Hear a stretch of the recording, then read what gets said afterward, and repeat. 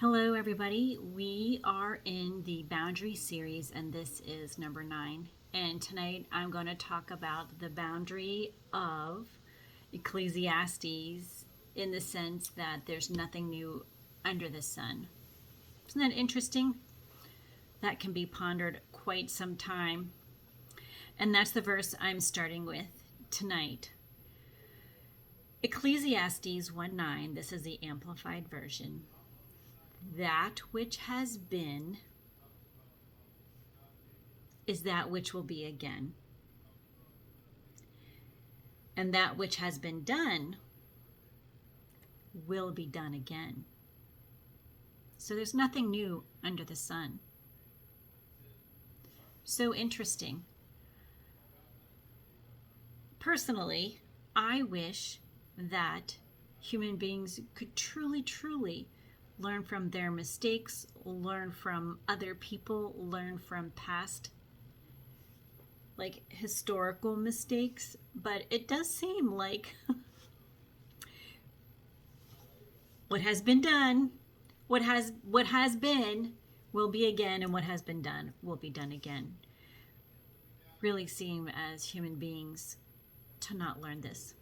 Anyway, that's not what I wanted to talk about tonight. What I want to talk about tonight is, let's say you are a believer, you love God, but there is so much in you. Maybe you have questions. Maybe you there's things you want to do, or there's things you just can't get out of your mind or get out of your system. Does God allow us to do those? I mean, I can't answer for every single person. I'm not God. I don't know the will of God for your life. But I do believe, especially in certain times of really, I think when our faith is young, we are really establishing or understanding or learning who God is and who we are, and almost how much wiggle room God gives us. And I was speaking with a young adult who had grown up in the church, and they have historical moments of accepting Christ. They have an historical moment of, by their own choice, being baptized, and at this point in their life they're agnostic. And I said to them, that's not bad, because it's important for you, especially if you've grown up in the church, that you figure it out for yourself. Your faith has to be yours. It can't be your pastor's faith. It can't be your parents or family members or sibling or aunt or uncle or someone else's faith. It's got to be yours, which means that the rubber has to meet the road, and we've got to work this out. And I think that God allows us to do. I'm going to read some verses from Psalms, and Psalm 18:36. This is David. David was saying to the Lord, Lord, you enlarge the path beneath me and make my steps secure so that my feet will not slip. And I believe that God gives us space when we're figuring things out. That it may not be a perfect path. It may be like, let me check this out, let me check that out, let me check this out. And an individual, and we can't judge. We can evaluate the fruit. We can, say, is there fruit in this person's life? But we can't judge. We can't judge anybody's walk. But anyway, so this was the advice I gave. God has enlarged the path beneath you so that your feet don't slip. And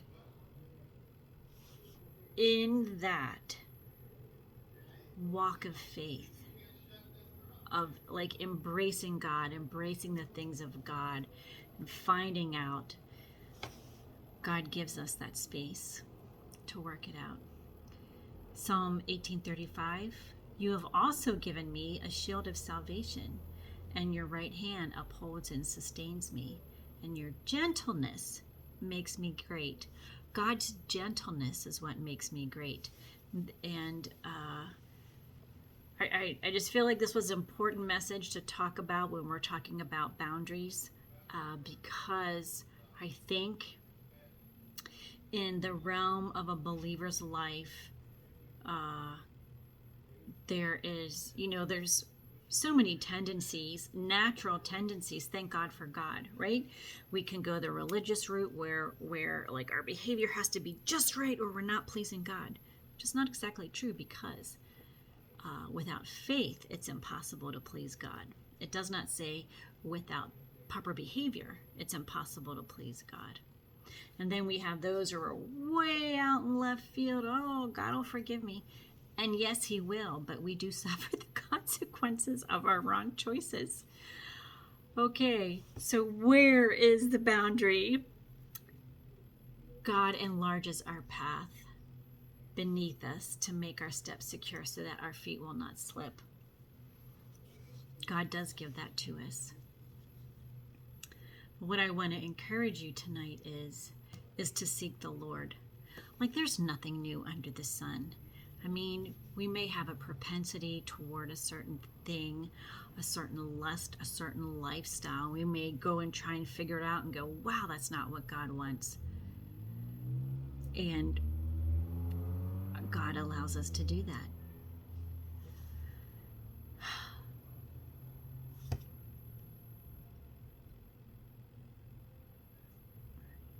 Hear, O Lord, my voice when I call. Be merciful and answer me. And my heart said, seek his face. So like the Spirit within us encourages us to seek his face. And then we decide, your face, O Lord, will I seek. That's the boundary I encourage you in today. Can't believe we're at 7 minutes. Psalm 16:8. I have set the Lord always before me, because he is at my right hand, I will not be shaken. These are the boundaries that we walk in life. Nothing's new. We might see something that looks sparkly and new, and it's not, because there's nothing new under the sun. But when that inner man says, seek his face, let's decide. Let the boundary of our life be, your face, O Lord, will I seek.